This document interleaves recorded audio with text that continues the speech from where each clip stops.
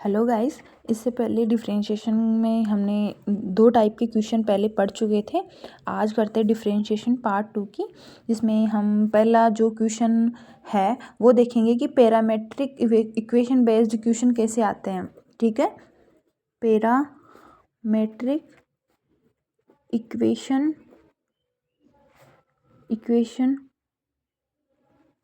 से कैसे किस टाइप के क्वेश्चन है वो आपके एग्ज़ाम में पूछे जा सकते हैं।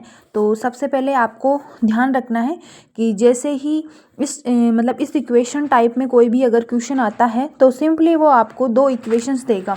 ठीक है, जैसे मान लो सपोज करो उसने y बराबर में आपको 80 स्क्वायर दिया और x बराबर में उसने a bt दे दिया।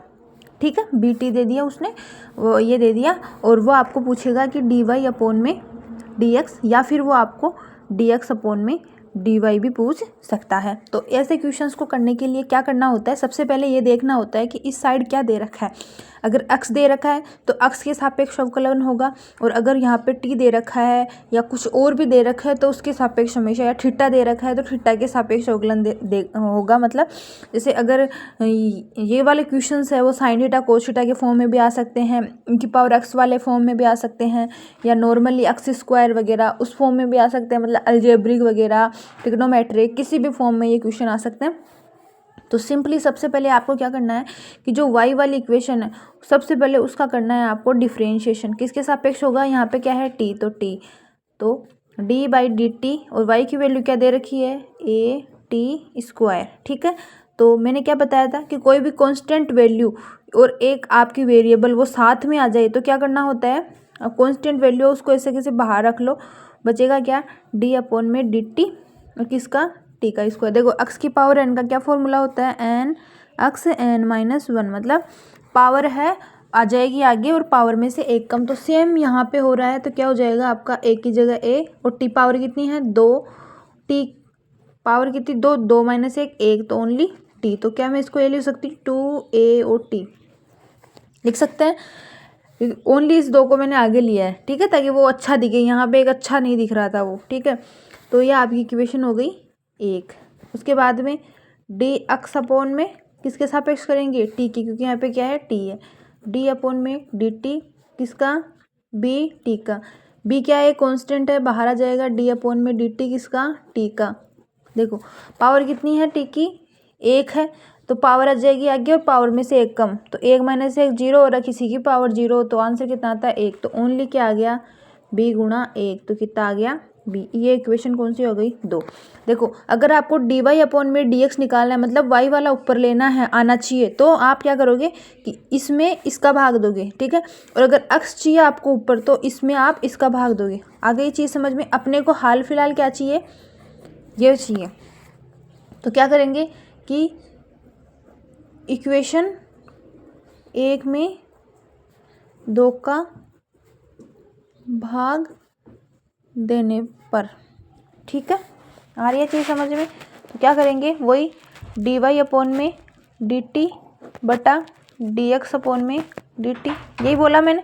इसकी वैल्यू क्या है 2a t और इसकी वैल्यू क्या है अपने पास में ओनली b। ठीक है,